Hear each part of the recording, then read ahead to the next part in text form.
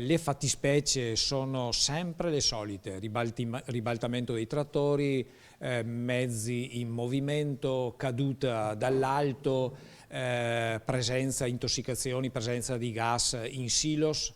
Quindi ormai sono chiare e individuate le fattispecie di questi infortuni. Il dramma dei morti sul lavoro vede la provincia di Vicenza contendere a quella di Verona e Padova il triste primato in Veneto. Più di 8 vittime al mese in Veneto. La regione, pur rimanendo in zona arancione, ha 4 province su 7 in zona rossa. 60 le vittime complessive, 39 sul posto di lavoro e 21 in itinere nel percorso casa-lavoro.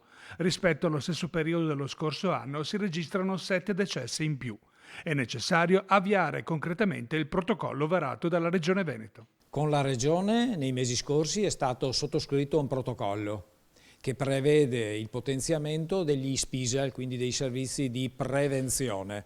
Occorre però dar seguito a questo protocollo con gli inserimenti concreti.